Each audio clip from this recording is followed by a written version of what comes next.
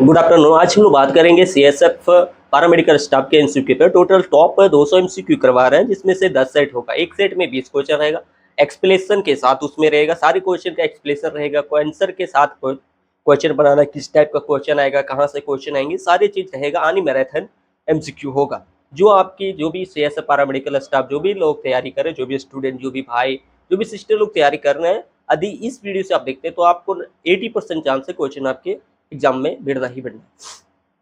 और यदि आपके दोस्त लोग भी, या भाई बहन या दोस्त है, कोई भी आपके फ्रेंड सर्कल में जो भी तैयार है, उसे वीडियो करना। और यदि आप इस यूट्यूब चैनल पे नया है तो कृपया मेरे सब्सक्राइब चैनल को सब्सक्राइब कर लें, वो बेल आइकन दबाना हो, ताकि आपको अपडेटेड मिलता रहे। पहला क्वेश्चन है, germ theory of disease was postulated by. यानी ग्राम थ्योरी का है, वो डिजीज को कौन पोस्टुलेट किया था, किसके द्वारा पोस्टुलेट किया गया था। पहला ऑप्शन है लुसियस फोस्टर, दूसरा है उसका जोसेफ लिस्टर, तीसरा है रॉबर्ट कॉच और तीसरा है एडवर्ड जेनर। तो इनका it you mean germ theory का जो डिजीज होता है, इनको in primary postulated and developed किया था लुइस पास्चर ने, और वो भी 19th सेंचुरी में। यानी अब ये भी क्वेश्चन पूछ सकता है कि ग्राम थ्योरी का जो डिजीज है वो पोस्टुलेट किया था और कब किया गया था, कितने ईस्वी में किया गया था, कितनी सेंचुरी शताब्दी में किया गया था। तो 19th सेंचुरी में इनका किया गया था। और कौन किया था, तो किया था ग्राम थ्योरी का डिजीज का जो भी है वो किया था लुइस पास्चर ने। और the germ theory state many disease and acquires by microorganism germs. यानी ये किस माइक्रोजर्म सच ये बैक्टीरिया है, वायरस है, फंगी और पैरासाइट का जो भी वाले डिजीज हम लोग का स्टडी करते हैं माइक्रो ऑर्गेनिज्म के अंदर, उसके अंदर आता है ग्राम थ्योरी ऑफ डिजीज। दूसरी क्वेश्चन हम लोग देखते हैं। दूसरी क्वेश्चन है कि unaided human eye has a resolution power of. जो भी ह्यूमन का आई अनआइडेड है, उसको रिसोल्यूशन पावर करने का काम कौन किया था और कितना इंसोल्यूशन पावर उसका है। 0.2 यू, 0.5 मिलीमीटर, 0.2 मिलीमीटर, 0.5 यूनिट। तो इनका राइट आंसर होगा 0.2 मिलीमीटर। जो भी अनएडेड ह्यूमन आई का जो रिसोल्यूशन पावर होता है वो 0.2 मिलीमीटर होता है। तीसरा क्वेश्चन है कि electron microscope differs from light microscope in all except. यानी इलेक्ट्रॉन जो माइक्रोस्कोप डिफर करता है वो लाइट माइक्रोस्कोप के अपवाद है। यानी इन सारे में से वो को एक अपवाद होता है, ये उनसे मैच नहीं करता, इलेक्ट्रो माइक्रोस्कोप डिफर्स नहीं करता है। तो वो क्या है, no need for specific preparation. यानी क्या, इनकी आवश्यकता स्पेसिफिक प्रिपरेशन करने का आवश्यकता नहीं होता है। मीडियम ऑफ ट्रेवल, यानी ट्रेवल का ये मीडियम होता है। रिसोल्यूशन, यानी ये रिसोल्यूशन करने का काम करता है। Highest practical magnification. तो इनका आंसर है to understand option A. Option A में होता है no need for specific preparation, correct answer होगा इनका। We need a break down the difference between an electron microscope and light optical microscope. यानी जो भी ये इलेक्ट्रॉन माइक्रोस्कोप है और फॉर लाइट माइक्रोस्कोप के जो डिफरेंस होता है वो नीड फॉर स्पेसिफिक प्रिपरेशन का काम करता है, जिस आवश्यकता नहीं होता है स्पेशल प्रिपरेशन करने के लिए। Which blood cell is primary responsible for oxygen transport. यानी ऑक्सीजन ट्रांसपोर्ट करने के लिए रिस्पॉन्सिबल प्राइमरी ब्लड सेल कौन सी होती है। तो इसमें से पहला है प्लेटलेट, दूसरा है न्यूट्रोफिल, तीसरा है रेड ब्लड सेल, चौथा है लिम्फोसाइट। यानी जब हमारा ऑक्सीजन ब्लड में ऑक्सीजन ट्रांसपोर्ट का करने का काम करता है, उनका सबसे प्राइमरी रिस्पॉन्सिबल कौन होता है, तो इनका होता है रेड ब्लड सेल। यानी प्लेटलेट का काम होता है कि में क्लोटिंग फैक्टर बनाना। जब भी हम कहीं कट फट जाते हैं तो वहाँ पे क्लॉटिंग बनाने का काम कौन करता है, प्लेटलेट करता है। न्यूट्रोफिल का काम होता है कि डब्ल्यूबीसी के अंदर आता है न्यूट्रोफिल। तो डब्ल्यूबीसी का काम होता है कि हमारे बॉडी में जो भी रोगी क्षमता है, जो भी उनसे लड़ने का काम करता है, यानी हमारे बॉडी को इम्यूनिटी देने का काम करता है। कोई भी यदि वायरस आ जाता है उसे लड़ने का काम करता है। रेड ब्लड सेल हमारा आ गया कि ये ऑक्सीजन ट्रांसपोर्ट करने का काम। सर लिम्फोसाइट भी हमारा किनका है, उन्हीं का है। RBC contain haemoglobin which carry oxygen from the lungs to tissue. यानी जो आरबीसी कंटेन है वो हमारा हीमोग्लोबिन के साथ विच कैरी ऑक्सीजन को करता है, कहाँ से, लंग्स टू टिश्यू, और टिश्यू से लंग्स तक लाने का काम करता है कार्बन डाइऑक्साइड। यानी ऑक्सीजन को ले जाता है, कार्बन डाइऑक्साइड को वापस ले आता है। पांचवा question, the normal pH of human blood. यानी जब भी हमारा नॉर्मल पीएच, जो भी हमारा बॉडी है, जो भी लोग होते हैं, ह्यूमन होते हैं, उनका नॉर्मल पीएच कितना होता है, यानी उनका रेशियो कैटेगरी है क्या होता है। इसमें किसी भी स्पेसिस नहीं पूछा है, मेल फीमेल या चिल्ड्रेन, किसी का नहीं। इसमें सिर्फ पूछा है ह्यूमन ब्लड, ह्यूमन जो बॉडी है तो ब्लड में उनका पीएच वैल्यू कितना होता है नॉर्मल। तो इसका नॉर्मल वैल्यू होगा हमारा 7 7.35 से 7.45 तक पीएच होगा। कितना? ह्यूमन ब्लड का पीएच होगा 7.35 से 7.45।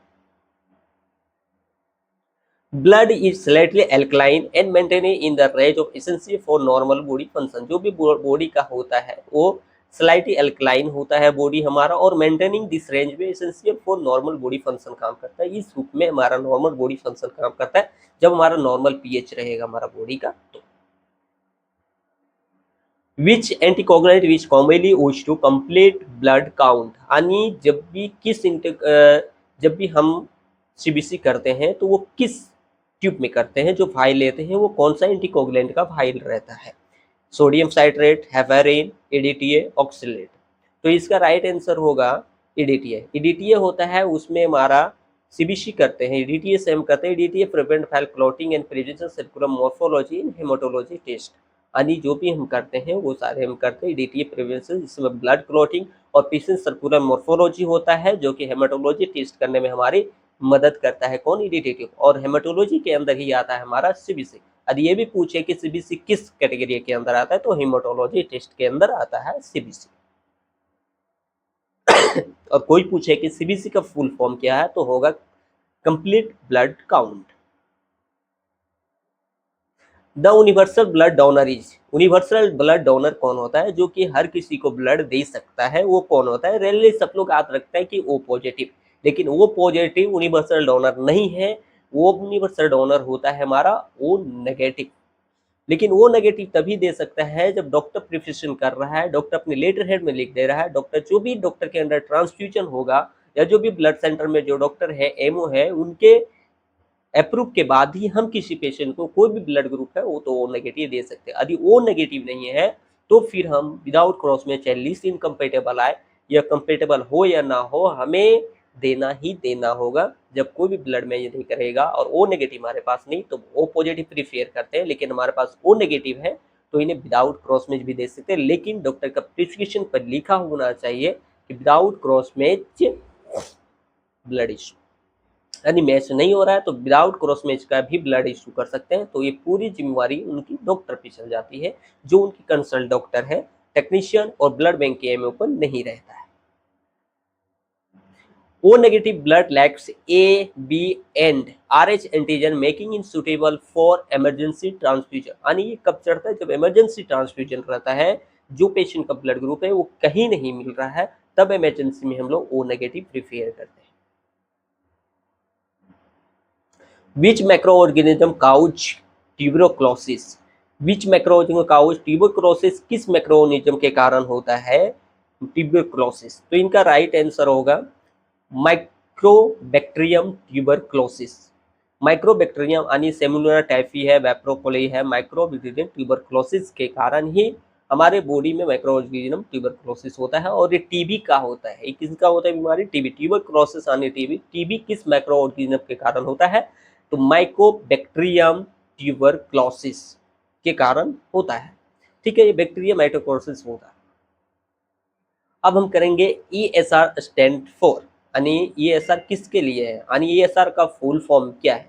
Erythrocyte sedimentation rate, eosinophil sedimentation ratio, erythrocyte serum reaction, eosinophil serum rate.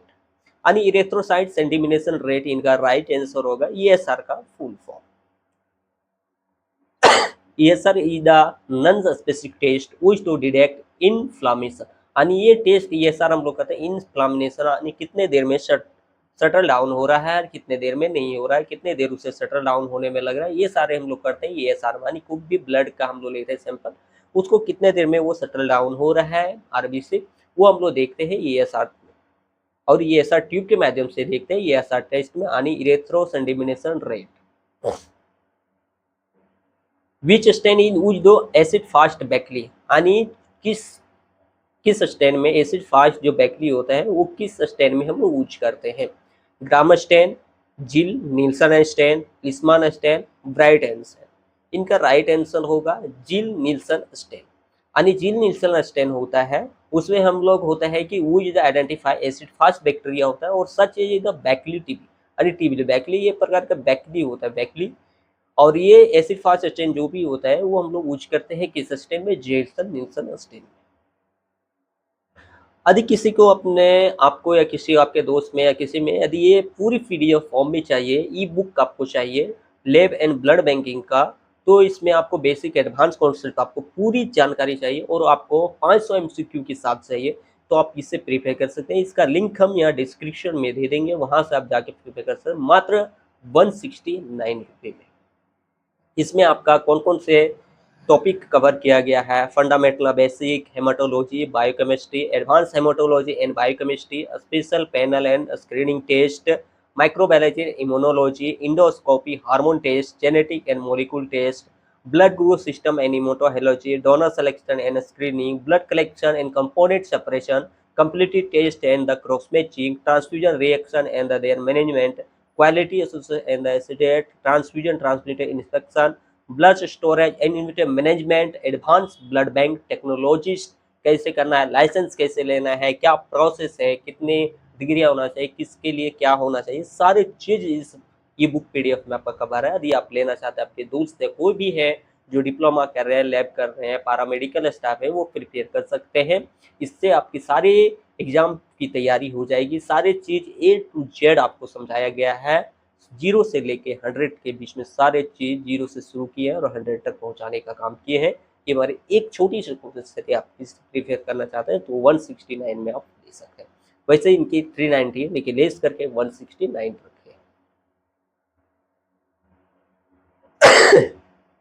Normal plated count in एप्रोमेक्सली, जो हमारे बॉडी में होता है वो नॉर्मल प्लेटेड काउंट कितना होता है, 10,000 से 50,000 मिलीमीटर पर क्यूब, 50,000 से 1 लाख पर मिलीमीटर क्यूब, या फिर 1.5 लाख से 4.5 लाख पर मिलीमीटर क्यूब, या 5 लाख से 10 लाख तक पर मिलीमीटर क्यूब।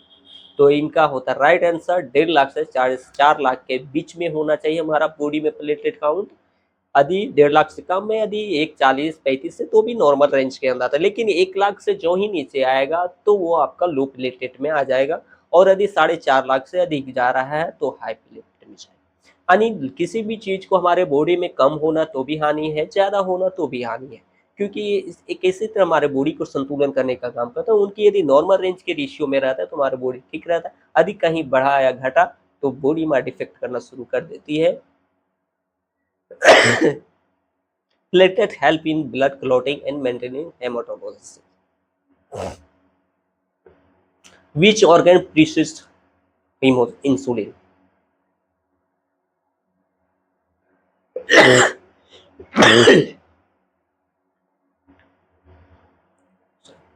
हमारे बॉडी में इंसुलिन बनाने का काम कौन करता है? कौन सा ऑर्गन हमारे बॉडी में इंसुलिन बनाने का काम करता है? लिवर, किडनी, पैनक्रियाज या स्प्लीन? हमारे बॉडी में जो भी इंसुलिन बनाने का काम करता है पैनक्रियाज। यदि हमारे बॉडी में पैनक्रियाज डैमेज हो जाए या किसी रीजन से वो फेलियर हो जाए या चोट लग जाए या फिर कट जाए या फट जाए, तो हमारे बॉडी में इंसुलिन बनना बंद हो जाएगा और आपके बॉडी में शुगर का लेवल बढ़ना शुरू हो जाएगा। क्योंकि इंसुलिन क्या करता है, शुगर को कंट्रोल करने का काम करता है हमारे बॉडी में। शुगर को यदि बढ़ रहा है तो उसे कंट्रोल करता है, घट रहा है तो उन्हें मैनेज करके, मैनेज यानी सुटेबल रखने का काम करता है, एक रेशियो जो होता है उसका रखने का काम करता है। इंसुलिन प्रोड्यूस्ड बाय द बेटा सेल ऑफ द पैनक्रियाज, जो पैनक्रियाज होता है उनका बेटा सेल से बनता है हमारा इंसुलिन, और and regulate blood glucose level, यानी ये हमारा ब्लड ग्लूकोज को रेगुलेट करता है। The life span of red blood cell is, मतलब रेड ब्लड सेल का कितने दिन तक जीवन शैली होता है, कितने दिन का? 60 दिन का, 90 डेज का, 120 डेज या फिर 180 डेज? यानी इनका राइट आंसर होगा 120 डेज, क्योंकि RBC circulate for about 120 days before being remove manually the spleen. यानी जो ही ये 120 दिन तक हमारे बॉडी में सर्वाइव करता है, और 120 दिन जो ही होता है ये अपने ऑटोमेटिक कहाँ चला जाता है, स्प्लीन। और स्प्लीन क्या है? आरबीसी का मृत्यु घर, आरबीसी का मृत्यु घर, यानी आरबीसी का वहां पे जाके आरबीसी अपना डेड हो जाता है, आरबीसी का मृत्यु थैली कहा जाता है स्प्लीन को। कोई भी पूछे कि आरबीसी कहाँ जाके मरता है तो स्प्लीन में मरता है, और कितने दिन तक इनके जीवन शैली होते हैं? 120 डेज होती है। विच WBC now is the first line of defence against bacterial infection. यानी कौन ऐसा WBC है जो फर्स्ट लाइन ऑफ डिफेंस कहा जाता है, आर्मी भी कहा जाता है। अगेंस्ट बैक्टीरियल इन्फेक्शन जब हमारे बॉडी में होता है तो वो एक आर्मी का काम करता है हमारे बॉडी में WBC। वो कौन है? Lymphocyte, monocyte, neutrophil, स्नोफिल। तो इनका राइट आंसर होगा न्यूट्रोफिल। न्यूट्रोफिल एक ऐसा हमारे बॉडी में आर्मी का काम करता है, सुरक्षा करने का काम करता है। जब भी बैक्टीरियल इन्फेक्शन हमारे बॉडी में होता है तो वो डिफेंस यानी आर्मी का काम, आर्मी की तरह डटे रहता है कि आओ हम तैयार है तुमसे लड़ने के लिए, हम तैयार है तुमसे फाइट करने के लिए, लेकिन हम अपनी बॉडी को कुछ होने नहीं देंगे। वो बैक्टीरियल इन्फेक्शन से बचाने का काम और लड़ने का काम करता है neutrophil. Neutrophil are the most abundant WBC and the rapidly attack bacteria. यानी वो ना कुछ जानता है, वो डायरेक्ट बैक्टीरिया पर अटैक कर देता है। कौन? Neutrophil. The normal haemoglobin level in adult male in approximately. यहाँ पे स्पेसिफिक पूछा है मेल का, in the normal haemoglobin level कितना होता है अडल्ट मेल में, लगभग में आपको बताता है। तो इसमें 8 से 10 ग्राम पर DL नहीं, ये लो कैटेगरी में आता है। 10 से 12 ग्राम पर DL, 13 से 18 ग्राम पर DL, 18 से 22 ग्राम पर DL। तो इनका राइट आंसर होगा 13 से 18 ग्राम पर DL। नॉर्मल अडल्ट मैन में हीमोग्लोबिन जनरली अराउंड रहता है 13 से 18 ग्राम, कहीं 12 से 17 रहता है, कहीं 12.5 से 17 रहता है। तो जो भी आंसर आपका रहेगा यदि 12 से 17 रहेगा, 13 से 18 रहे तो ज़्यादा प्रीफेयर करना है 12 से 17, और 12 से 17 नहीं है 13-18 है तो 13-18 को प्रीफेयर करना है, दोनों है तो 12 से 17 को प्रीफेयर करना है। लेकिन यदि 13 से प्लस है, 14 से 18 है तो उसे प्रीफेयर नहीं करना है, 11 से 16 है तो उसको भी प्रीफेयर नहीं करना है। Which vitamin is the essential for the blood clotting. जो हमारे बॉडी में होता है ब्लड क्लॉटिंग का काम कौन सा विटामिन करता है हमारा बॉडी में? तो हमारे बॉडी में जो भी होता है विटामिन के ब्लड क्लॉटिंग का काम करता है विटामिन के। यानी जब भी हमारा कहीं भी बॉडी में कट उठ जाता है तो उसे क्लॉटिंग करने का काम तो प्लेटलेट का भी होता है, लेकिन उसमें विटामिन का भी एक रोल होता है और वो होता है विटामिन के। विटामिन के is required for the synthesis of the cerebral clotting factor. वो तुरंत क्लॉटिंग फैक्टर बनाता है और प्लेटलेट भी बनाता है, लेकिन इसमें से विटामिन का पूछा है तो उसमें विटामिन के होगा हमारा। और यदि सेल में से पूछे, ब्लड सेल्स में पूछे तो उसमें प्लेटलेट होगा। The ABO blood group system was discover by. यानी ABO ब्लड ग्रुप का खोज किसने किया था? लुईस पोस्चर ने, रॉबर्ट कोच ने, कार्ल लैंडस्टीनर ने, एडवर्ड जेनर ने।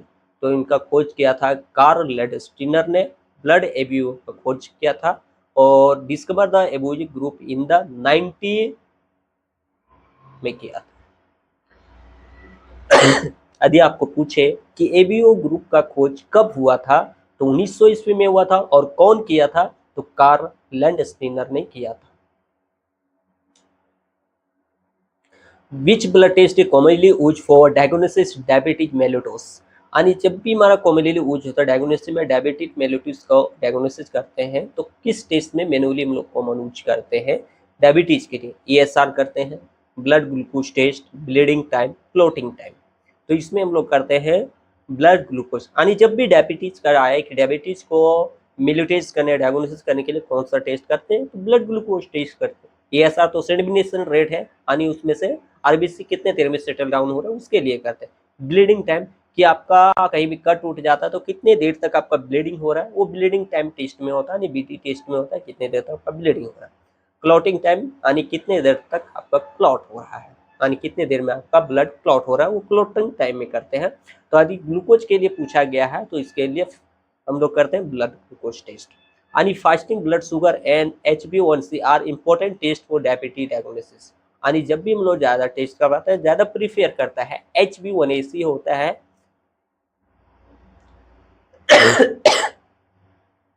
HbA1c मतलब ये मत समझ जाना कि HbC का टेस्ट है, ये शुगर का टेस्ट है जो आपका 3 मंथ पीछे, यानी 3 मंथ पीछे कितना शुगर था, बढ़ा था, घटा था, वो सारे आपको इस टेस्ट में प्रीफेयर हो जाता है। सब सारा चीज़ इस टेस्ट में बताता है वो HbA1c से। और फास्टिंग होता है कि आपको 12 घंटे का फास्टिंग, 8 से 12 घंटे का फास्टिंग होना चाहिए, तो आपका फास्टिंग शुगर बताएगा।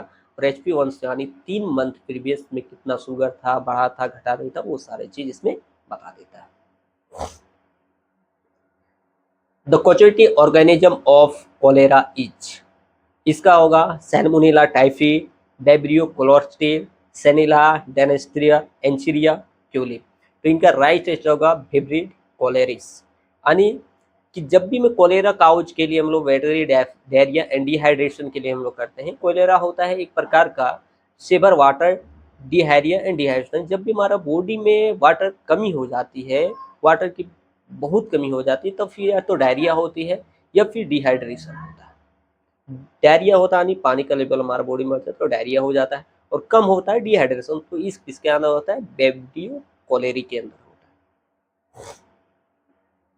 Which blood component is manually involve in immunity, कौन सा ऐसा ब्लड कंपोनेंट है जो मैनुअली इन्वॉल्व होता है इम्यूनिटी में, यानी इम्यूनिटी को इन्वॉल्व करने का काम कौन सा सेल करता है, कौन सा ब्लड कंपोनेंट करता है, तो वो करता है डब्ल्यूबीसी। आरबीसी का काम है ऑक्सीजन ट्रांसपोर्ट करने का काम, आयरन की कमी को पूरा करने का काम। प्लेटेट का काम है क्लॉटिंग फैक्टर का काम, यानी आपका बॉडी में कोई क्लॉटिंग हो गया, प्लेटेट डेंगू हो गया तो उनको प्रिपेयर का काम। डब्ल्यूबीसी का काम होता है इम्यूनिटी का काम। प्लाज्मा प्रोटीन का काम होता है, प्लाज्मा जब भी हमारा बॉडी में घट जाता है, ओटी कुछ भी होता है तो उसमें प्लाज्मा, तो इनका काम डब्ल्यूबीसी करता है। White blood cell protect the body from infection, जो व्हाइट ब्लड सेल होता है वो पूरे बॉडी को इन्फेक्शन से प्रोटेक्ट करने का काम करता है डब्ल्यूबीसी।